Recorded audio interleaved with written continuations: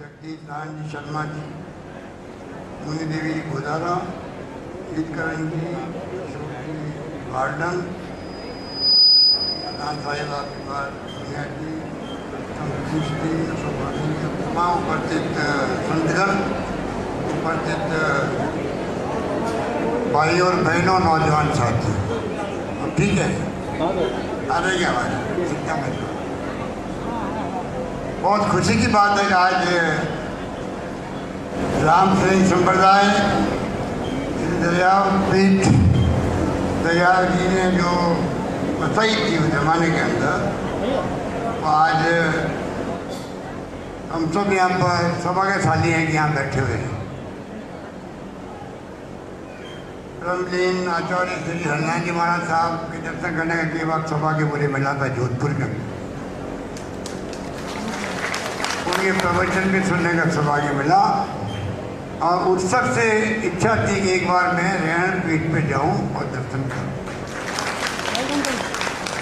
पर वो सहयोग की बात थी कि उस वक्त आना हुआ नहीं, पर आज वो हमारे बीच नहीं रहे। उनके प्रति आदर भाव प्रकट करने के लिए मैं आज यहाँ पर हाजिर हूँ। संत महात्माओं ने हमेशा हमें सही मार्ग दिखाया है। आप सब जानते हैं कि बचपन से ही रामश्रेणी संप्रदाय की जगह जगह पर आश्रम बने हुए। जोधपुर में जहाँ मैं जन्मा हूँ माँ मंदिर में, उनके पास में भी आश्रम बना और बचपन में हम पढ़ते थे तब जाके प्रवचन सुनते थे। इसलिए लंबा रिश्ता है रामश्रेणी संप्रदाय से, मेरा खुद का भी, मेरे परिवार का। आप इतनी बड़ी तादाद में बैठे हो, महिलाएं माताएं बहनें बैठी हुई हैं, बाहर खूब भीड़ लगी हुई है। ये इस बात का प्रतीक है कि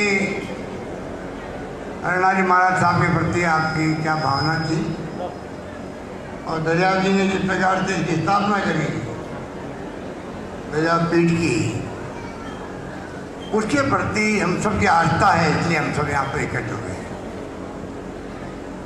मुझे पूरा विश्वास है कि जो रास्ता दिखाया था उस जमाने के अंदर जब पीठ की स्थापना हुई थी, उसी रास्ते में हम चलेंगे जिससे कि पूरे विश्व के अंदर, पूरे देश के अंदर, पूरे प्रदेश के अंदर, पूरे जिले के अंदर, सब जगह पर आपस में सभी जातियों में, वर्गों में भाईचारा, प्रेम, स्नेह, लाड कोट सब रहे, आपस में झगड़े नहीं हो। ये हमारी रामश्रेणी संप्रदाय की भावना रही है शुरू से ही। राम का नाम जपते थे तब भी वो चाहते थे कि हिंदू हो, चाहे मुस्लिम हो, सिख हो, ईसाई हो, सब मिलके चले। तो ये पीठ जो है एक संदेश देने वाली पीठ, और मैं समझता हूँ कि सबसे बड़ी आवश्यकता आज देश के अंदर यही है। कोई गांव, कोई परिवार में झगड़े होते हैं, वो परिवार ऊपर नहीं उठता है। ये बात मैं सब जगह कहता हूँ। गांव में झगड़े होते हैं, गांव में विकास नहीं होता है। ये बात लागू होती है जिले के लिए, प्रदेश के लिए, देश के लिए। आज माहौल जो बना हुआ देश के अंदर, आप सुनते होंगे, अखबार में पढ़ते होंगे, सुनते भी होंगे, टीवी के अंदर देखते होंगे क्या क्या हो रहा है। इतने अभी राजस्थान में भी करौली में, जोधपुर में दंगे हो गए, रामगढ़ में तनाव हो गया। ये अच्छी बात नहीं है। हम सब अगर मिलके रहेंगे तब जाके राजस्थान और तेज गति से विकास करेगा।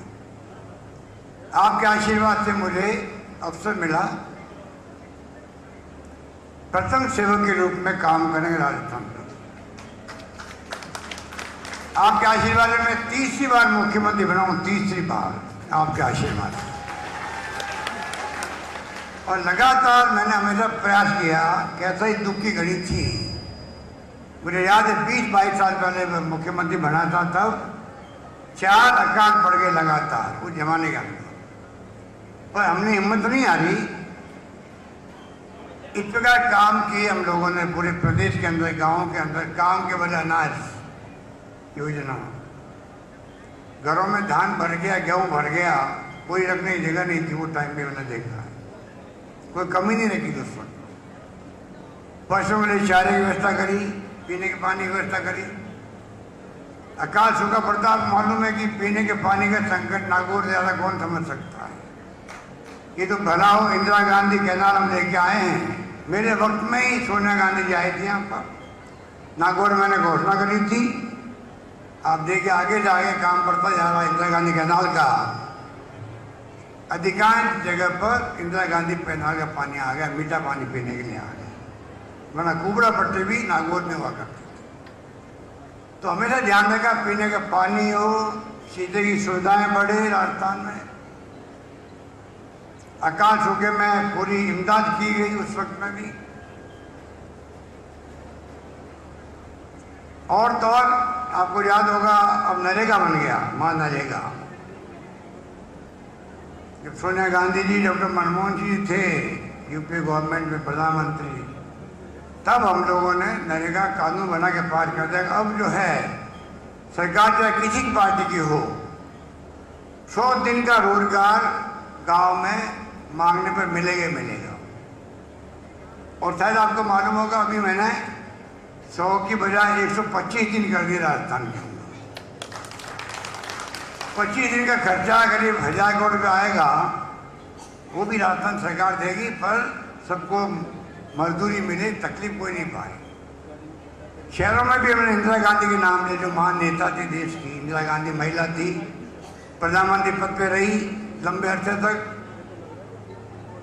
पाकिस्तान के 2 टुकड़े हो गए उस वक्त में, बांग्लादेश बन गया। गरीब लोगों की बात उन्होंने करी, किसानों में विश्वास किया, हरित क्रांति करी। और आप देख रहे हो आज, पहले हम लोग गेहूँ बाहर से मंगाते थे, अमेरिका से मांगते थे उनसे, आज हम लोग निर्यात करने की स्थिति में होते हैं। ये सब किसानों के हिम्मत का, हौसले का, मेहनत का परिणाम है। तो इस प्रकार से हमेशा वो निर्णय किए हैं सरकारों ने, जब कांग्रेस की थी तब भी, कि किसान हो। अभी हमने बजट अलग पेश किया किसानों का, पहली बार देश के अंदर किसानों का बजट अलग पेश करने की परंपरा हमने घोषणा करी थी, और दुगना कर दिया उसका खर्चा किसानों के लिए। 1000 रुपये किसान सम्मान निधि हम दे रहे हैं। आप कहोगे 5-6 किसानों को तो बिल ही नहीं आ रहे बिजली के कुओं पर, ये स्थिति बन गई। डोमेस्टिक हमने 50 यूनिट खत्म कर दी, 15 लाख घरों में बिजली का बिल नहीं आ रहा है, 0 आता है। और बाकी बिल भी कम हो गए, क्योंकि उनकी यूनिट है, मैंने 3 रुपये प्रति यूनिट कम कर दिया, 3 रुपये। तो एक के बाद स्कीमें जो बन रही है राजस्थान में, ये जन कल्याण की स्कीम है, गरीबों के लिए है, किसानों के लिए है, आम आदमी के लिए है। अभी इस बार बात कर रहे थे आपको चिरंजीवी योजना के लिए। चिरंजीवी योजना 10 लाख का बीमा किसे कहते हैं, फ्री में 10 लाख का बीमा। अब मुझे एक आदमी मिला जयपुर के अंदर, कहता मेरे गांव का मेरा कोई भाई भतीजा आया था, कोई सीके बिरला का हॉस्पिटल है वहाँ पे जयपुर में, बड़ा हॉस्पिटल प्राइवेट है वो, जहाँ 1 लाख 1.5 लाख 2 लाख खर्चा होता है अगर हार्ट का ऑपरेशन करवाओ तो। कुछ में ऑपरेशन करवाया, वो कहता मेरे तो खाली टैक्सी का 170 रुपये भाड़ा लगा, फ्री में मेरा इलाज हो गया। तो आप सोच सकते हो इतनी शानदार योजनाएं लागू की है राजस्थान के अंदर, जो देश में कहीं नहीं है। पूरे मुल्क में कहीं पे भी पूरे प्रदेशवासियों का एक आयुष्मान भारत स्कीम चलती है केंद्र सरकार की, आधी आबादी कवर नहीं होती उससे। अपनी योजना देश में एकमात्र है जहाँ पर पूरे प्रदेशवासियों का बीमा हो गया है, किसी का भी। और भूल चूक में वो कार्ड नहीं बनवावे और भर्ती होना पड़ जाए उसको अचानक ही, तब भी अधिकार दे दे कलेक्टर को, वो उसको कार्ड ही बनवा दे रहे, इलाज फ्री करवा दे रहे। और तो और किडनी ट्रांसप्लांट, लीवर ट्रांसप्लांट में खर्चे 15-20 लाख में लगते हैं। वो भी हमने कहा है कि ऐसे लोगों के लिए हम पैसा देंगे, उसको 1 पैसा खर्च नहीं करना पड़ेगा। बहुत शानदार स्कीम बनी है। एक्सीडेंट का बीमा भी साथ में कर दिया, उसके भगवान करेगा एक्सीडेंट नहीं हो, पर हो गया कोई तो 5 लाख का बीमा उसमें भी सतह हो गया है।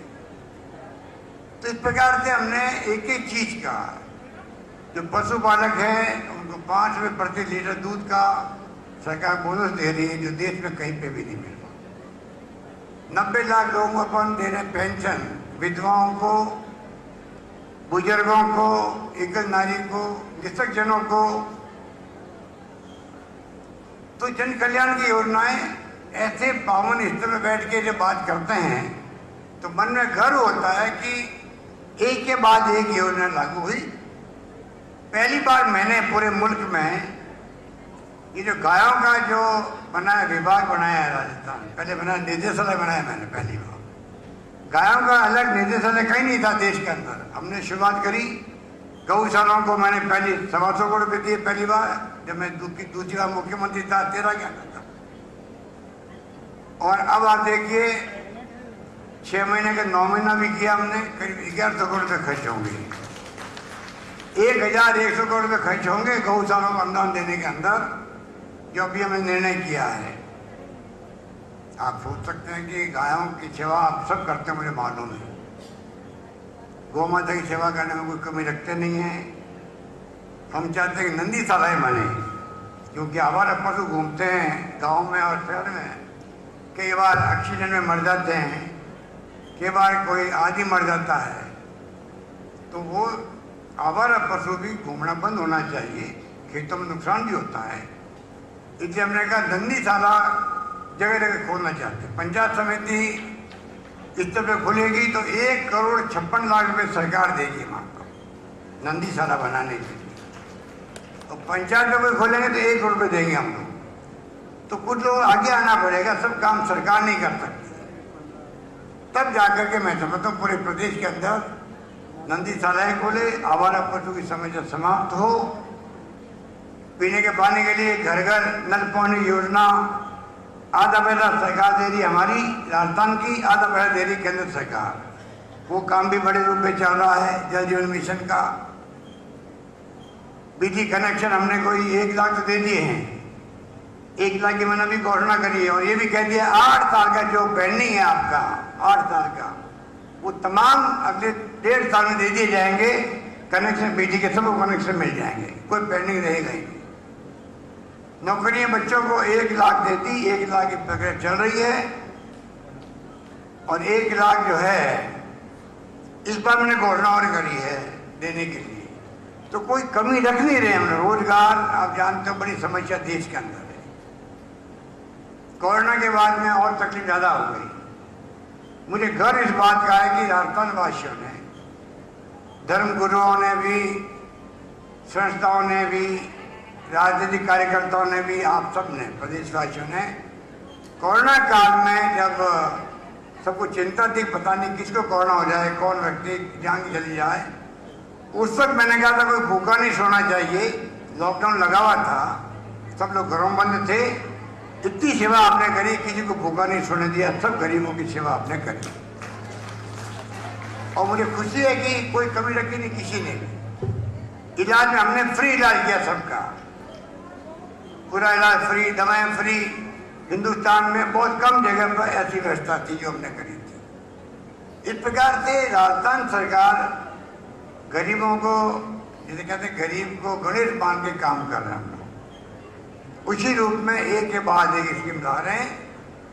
इंदिरा रसोई चल रही है शहरों के अंदर। अभी जो गरीब आदमी 8 रुपये में वो खाना भोजन कर सकता है वहाँ पर। अब गाँव में भी शुरू करने का हम लोग विचार कर रहे हैं कि गाँव में भी संभव होगा, कस्बों के अंदर वहाँ ऐसी योजना शुरू हो सके तो वो भी करें। महिलाओं को जो है, हमारी बहनें माता बैठे हैं, 1 करोड़ 33 लाख परिवार है राजस्थान के अंदर, इन सबका बीमा कर दिया गया है चिरंजीवी योजना में इलाज के लिए, क्योंकि इलाज बहुत महंगा पड़ता है, कर्ज लेना पड़ता है, सबको गहने बेचने पड़ते हैं माँ बाप को बचाने के लिए। माँ बाप बूढ़े भी हैं तो अपने इतने अच्छे संस्कार है, माँ बाप की सेवा करते हैं अंतिम सांस तक, चाहे 50,000 खर्च हो, चाहे लाख रुपये खर्च हो, तब भी हम उनकी सेवा करते हैं। मालूम है कि ये जिंदा नहीं बचेगा, डॉक्टर भी कहता है, तब भी अपन कमी नहीं रखते। ऐसे संस्कार हमें दिए गए हैं, तो हमने भी ऐसे लोगों के ध्यान रखा है किस प्रकार से उनका इलाज फ्री हो सके। पर 1,33,00,000 महिलाओं के नाम का कार्ड बना है। कार्ड जो बना है, मुखिया रखा, महिला को रखा, घर की महिला को। अब हम उन महिलाओं को 1,33,00,000 मोबाइल फोन दे रहे हैं। मोबाइल फोन आप सबको दे रहे हैं। महिलाओं को चाहिए ताली जोरदार बजा है, महिलाओं को ताली जोरदार बजाने चाहिए। 3 साल का उसमें इंटरनेट फ्री होगा। इंटरनेट भी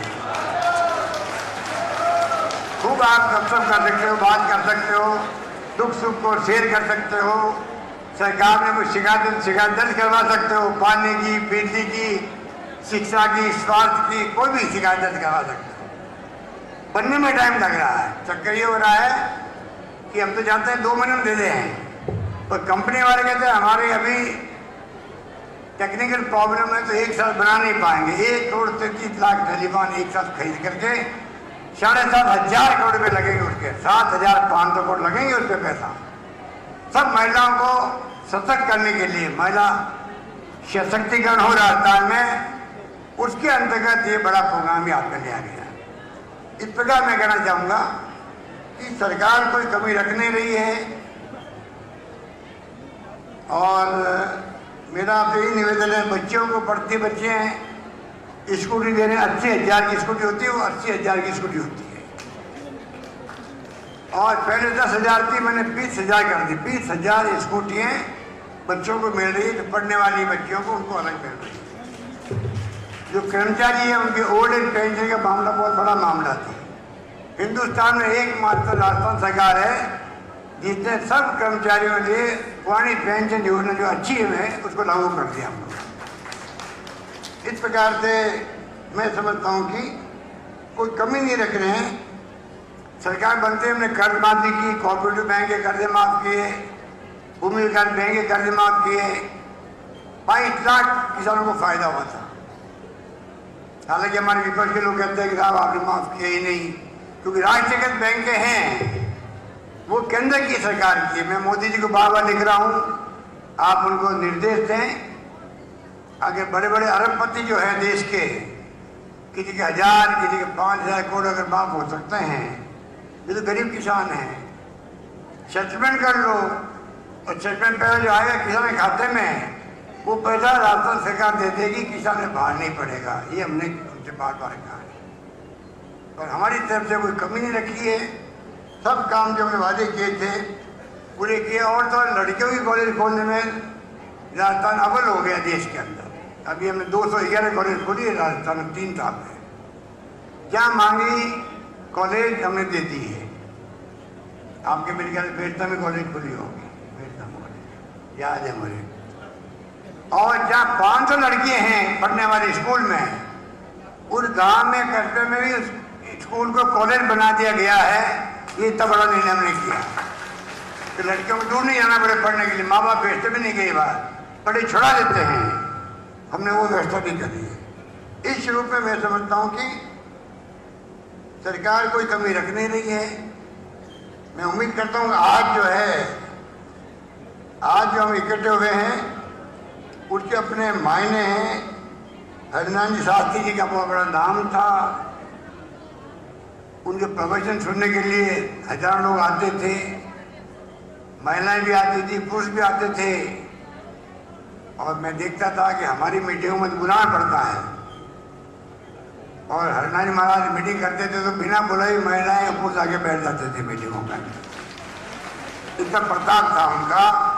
वो आज हमारे बीच नहीं रहे, 2 लोग हो गए। तो मुझे खुशी है कि बद्रीराम ठाकर ने मुझे कहा कि आपको आना पड़ेगा, क्योंकि ये हमारे बहुत भगत है ये, और इसलिए इन्होंने कहा कि आना पड़ेगा। तो मैंने कहा, मेरी मन में भाव जो थी पहले सालों से कि रेल फील्ड में मुझे जाना एक बार है, वो मैं जा नहीं पाया उस वक्त में। उसका मुझे दुख था, दिमाग के अंदर भार था। आज भार वो उतर गया है, इस बात की मुझे खुशी है। और मैं समझता हूँ कि अब जो महाराज सज्जनराज महाराज साहब हैं, अब इनके ऊपर बहुत बड़ी जिम्मेदारी है किस प्रकार से रैण पीठ का जो सम्मान है समाज के अंदर, देश में, प्रदेश में, वो आगे बढ़ाइए। हम सबका सहयोग इनके साथ रहेगा। जो भी ये कभी सुझाव देंगे हमें रैण पीठ के लिए, हम कभी इनको मना नहीं करेंगे, सब काम करेंगे। इस प्रकार से मैं आपको इस मौके पर कह सकता हूँ। और मुझे आज आने का अवसर मिला, मुझे इसकी बहुत ही प्रसन्नता मैं शब्दों में व्यक्त नहीं कर सकता। यही कहता हुआ मैं आप सबको फिर निवेदन करना चाहूँगा, यहाँ से संकल्प, ये पावन धाम है, यहाँ से संकल्प होना चाहिए कि हमें कोई भड़काएगा। अभी भड़काने वाले लोग बहुत हैं। और तो मोदी जी को कहते हैं कि आप अपील करो देश को, ये तो कोई बुरा नहीं है। अगर विपक्ष में हम लोग हैं, हम अगर देश के प्रधानमंत्री को रिक्वेस्ट करें कि भाई देश में जगह जगह पर जो तनाव हो गया है, दंगे होते हैं, ये सब खत्म होना चाहिए। आपका धर्म है, फर्ज है मुख्यमंत्री का, प्रधानमंत्री का, कि आप अपील करें जनता से, भाई जनता में शांति, श्रद्धा, प्रेम, मोहब्बत रहनी चाहिए। ये तो बुरा क्या है? ये तो कोई बुरा नहीं है। कोई ये कहे कि भाई सत्य के मार्ग में चलो, अहिंसा के मार्ग में चलो। दरियाव जी थे महाराज साहब, वो भी कहते थे हर धर्म ये सिखाता है कि हमें सही रास्ते पे चलना चाहिए, सत्य के मार्ग पे चलना चाहिए, अहिंसा के मार्ग पे चलना चाहिए, प्रेम, भाईचारा, मोहब्बत होनी चाहिए। ये कौन मना करेगा? तो प्रधानमंत्री जी से अभी पूरे देश के लेखक, साहित्यकार, पत्रकार और हम जैसे राजनीतिज्ञ और पूरी पार्टी हैं। आप बताइए, सोनिया गांधी जी के नेतृत्व 13 पार्टी ने मांग करी, प्रधानमंत्री जी आप दो टूक बात करो देशवासियों से, भाई देखो मैं सब बर्दाश्त कर सकता हूँ और दंगे बर्दाश्त नहीं करूंगा, हिंसा बर्दाश्त नहीं करूंगा। इसमें क्या दिक्कत है? उसमें वो कंजूसी कर रहे हैं, कंजूसी कर रहे हैं, समझ के मेरा मतलब, कंजूसी कर रहे हैं, बोल नहीं रहे अभी तक भी। बोलना पड़ेगा उनको एक नहीं दिन, क्योंकि सच्चाई हमारे साथ में, सच्चाई इसमें है। आप अपील करो प्रधानमंत्री के रूप में, देश में शांति, भाईचारा रहे, हम भाई भाई की तरह यहाँ पर, क्या दिक्कत है उनको? और ये हिंदू मुसलमान करके जो ध्रुवीकरण हो रहा है, हिंदू को बहुत अच्छा लग रहा है, अभी मजा आ गया। देखिए पहले राम मंदिर की बात हुई थी, अब वो नया आ गया ज्ञानपीठ, क्या वो वाराणसी के अंदर। ये बातें अच्छी नहीं है लॉन्ग टर्म के अंदर। हमें अगली पीढ़ी का भविष्य सुधारना है। वर्तमान पीढ़ी जो है वो सही रास्ता दिखाएगी तो हमारे औलाद होगी, बच्चे होंगे, बेटे होंगे, पोते होंगे, उनका फ्यूचर अच्छा रहेगा देश के अंदर। ये भावना हमारी होनी चाहिए। अच्छा लगना बहुत कोई अच्छी बात नहीं इस प्रकार से। अगर झगड़े होंगे, दंगे होंगे, खून खराबा होगा, ये कोई भी देश के लिए अच्छा नहीं है। इसलिए मुझे चिंता होती है कई बार, हो क्या रहा देश के अंदर, इस प्रकार के तनाव क्यों है? हम क्यों नहीं, जिंदगी कोई 1000 साल की होती नहीं है। 1000 साल से जिंदा किसी को रहना है, रह सकते हैं, तो फिर भी झगड़े हो सकते हैं। झगड़े क्यों हो रहे हैं? हर धर्म ये सिखाता है। और मुझे बताया जाए, पता नहीं मैं इसमें क्या कह सकता हूँ आपको, कि दरियाव जी महाराज ने जो कहा था, राम में जो है रा, वो तो मतलब है राम का, सही बात है ये। और माँ है, राम का माँ, उसका मतलब है मोहम्मद है। ऐसी हिंदू मुस्लिम एकता के प्रतीक दरियाव जी महाराज थे। और वो महाराज खुद ये कह रहे हैं, जिनकी पीठ बनी हुई है ये, तो हमसे इस पीठ, रैण पीठ से ज्यादा कौन समझ सकता है राम का मतलब? बताइए, हम राम भगत नहीं है क्या? हम हिंदू नहीं है क्या?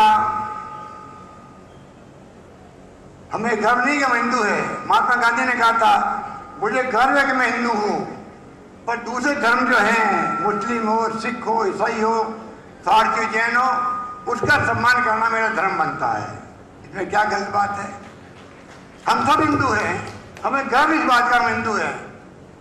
और इसका मतलब नहीं कि हम दूसरे धर्म को नीचा दिखाएं, झगड़े करें, फसाद कराएं, दंगे करवा दें, जान चली जाती है।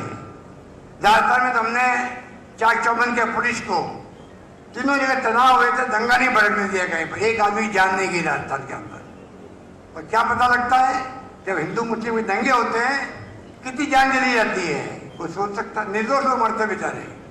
दंगा करवाने वाला कभी मैंने नहीं सुना मरते हुए को। मैं लंबे अरसे देखता हूँ जो दंगा करवाता है वो तो बच के भाग जाता है, मरता निर्दोष आदमी मरता बेचारा। ऐसे दंगाइयों को पहचानना चाहिए, हमें समाज में बहिष्कार करना चाहिए इस लोगों का, तब जाकर के हम आपस में प्रेम भाव से रह पाएंगे। मुझे खुशी है कि आपने मुझे याद किया, मैं आ सका, आपने जो प्रेम दिया, आशीर्वाद दिया, उसके लिए मैं आप सबका आभारी हूँ। और मैं उम्मीद करता हूँ कि आप सबका आशीर्वाद, इस बार हमने इतने काम किए हैं, इस रूप में काम किए हैं कि जनता का मूड बदल रहा है। इस बार लगता है कि हमारी सरकार वहाँ पर रिपीट करेगी। आपने आशीर्वाद, पहले रिपीट नहीं हो पाई हमारी सरकार, एक बार कांग्रेस एक बार बीजेपी आ रही थी। जब बदलती है सरकार 5 साल में तो काम रुक जाते हैं हमारे। रिफाइनरी 55 की 40,000 करोड़ की रिफाइनरी थी वो, अब उसकी कीमत बढ़ करके 5 साल बीजेपी राज आया, उसको रोक दिया रिफाइनरी को। 40,000 के बजाय अब 30,000 करोड़ अधिक लगेंगे, मतलब 70,000 रुपये, 70,000 करोड़ लगेंगे अब रिफाइनरी बनने के अंदर। 70,000 करोड़ रुपये 40,000 बन रही थी वो रिफाइनरी। सरकार बदलने का ही नुकसान होता है। हम चाहेंगे सरकार हमारी नहीं बदलो, हमने जो स्कीमें लागू की आप लोगों के लिए और स्कीम बनाएंगे, लागू करेंगे, मैं आपको विश्वास दिलाता हूँ। धन्यवाद, जय हिंद, धन्यवाद।